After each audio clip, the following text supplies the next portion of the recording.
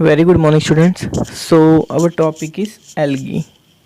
तो आप सब ने देखा ही होगा कि आपके घर में भी कई बार क्या होता है, जहाँ पे पानी वगैरह ज़्यादा हो तो वहाँ पे हरा हरा सा कुछ परत सी बन जाती है, एक लेयर सी बन जाती है ग्रीन कलर की, जिसको हम हिंदी में काई बोल देते हैं। तो वो क्या होती है? एल्गी। उसको क्या बोलते हैं? एल्गी। तो एल्गी क्या है? एल्गी क्या है? एक यूनिसेलुलर या मल्टीसेलुलर organisms हैं। These are the such a type of microorganism which can be seen by microscope। ये भी माइक्रोस्कोप से ही देख सकते हैं। छोटे छोटे ऑर्गेनिजम्स होते हैं और इनका कलर जनरली ग्रीन होता है। और ये ग्रीन क्यों होता है? Due to the present of chlorophyll. जैसे प्लांट में क्लोरोफिल की वजह से प्लांट का कलर ग्रीन होता है, वैसे ही इनका कलर भी ग्रीन होता है। तो इनमें से नीचे तीन आपको ये नेम दिए हुए हैं डिफरेंट टाइप ऑफ एल्गीज के। तो इनमें से जो फर्स्ट है चेलामाइडोमोनास, ये यूनिसेलुलर है, और बाकी दो स्पाइरोगेरा एंड वोल्वक्स, ये क्या है? मल्टीसेलुलर ऑर्गेनिजम्स हैं। तो ये जनरली जो होते हैं वो फ्रेश वाटर या मैराइन वाटर में होते हैं। फ्रेश वाटर होता है जो आम तौर पे हमारे आसपास पानी हमें मिल जाता है, पीने के लिए पानी मिलता है, वो फ्रेश वाटर होता है। और मैराइन वाटर होता है सी वाटर।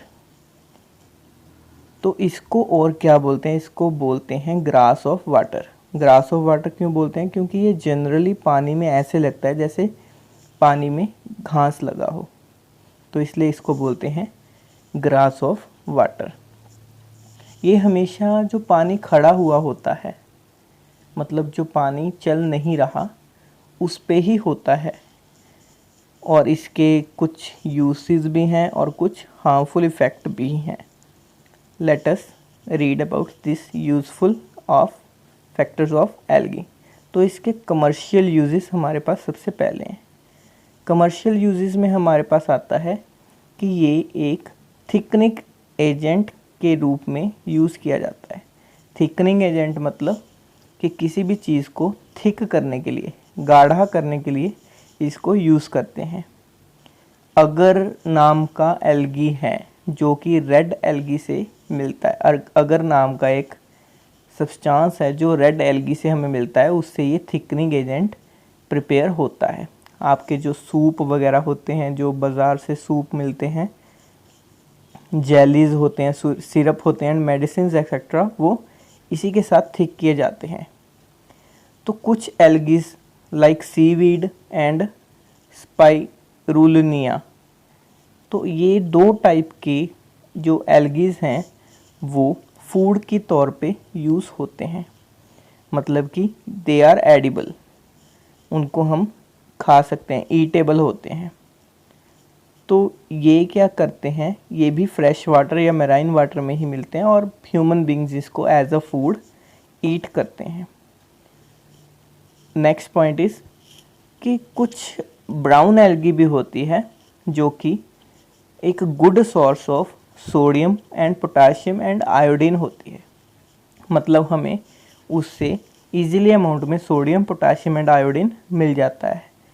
और आयोडीन जिस एल्गी से हमें मिलता है उसको एल्गी को बोलते हैं kelp, KELP, kelp.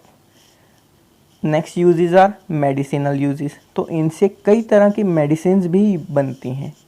Like the medicine of malaria is formed by blue green algae.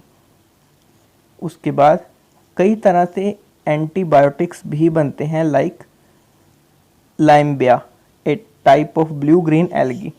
तो इससे एंटीबायोटिक्स भी बनते हैं। Next are agriculture uses. तो इनके कई एग्रीकल्चर यूजेस भी हैं कि एग्रीकल्चर में हम इसे यूज़ कर सकते हैं, लाइक नोस्टोक एंड अनाबेना। तो ये ब्लू ग्रीन की कलर की एल्गी है जिसको नाइट्रोजन फिक्सेशन के लिए यूज़ किया जाता है। Next is environmental uses. तो इनके कई इन्वायरमेंट में भी हमारे यूजेस होते हैं एल्गीज के। तो ब्लू ग्रीन एल्गीज हैं जो किसके लिए यूज़ होती है? मतलब बंजर ज़मीन को उपजाऊ बनाने के लिए, कोई भी बैरन लैंड होती है तो उसमें ये फर्स्ट लिविंग ऑर्गेनिज्म जो होते हैं वो ये बनते हैं और ये बाकी अपने ऑर्गेनिजम्स को सरवाइव करने के लिए हेल्पफुल हो जाते हैं फिर बाद में। नेक्स्ट चीज़, तो ये हेल्प करते हैं डिफरेंट ऑर्गेनिजम्स को लिव करने के लिए in aquatic life. For example कि ये फूड चेन को बनाए रखने के लिए हेल्पफुल होते हैं। कोई फिश वगैरह इनको खाती है, फिर वो आगे कार्निवर्स वगैरह एंड उसके बाद ऑमनिवर्स, तो ऐसे ये फूड चेन में बनाए रखने के लिए भी हेल्पफुल होते हैं। उसके बाद आगे हमने इसके यूज़फुल इफ़ेक्ट्स पढ़े, तो आगे इसके आगे हार्मफुल इफ़ेक्ट्स। इसके हार्मफुल इफ़ेक्ट्स क्या हैं? तो कुछ ब्लू ग्रीन एल्गीज हैं जो कलर चेंज करती हैं।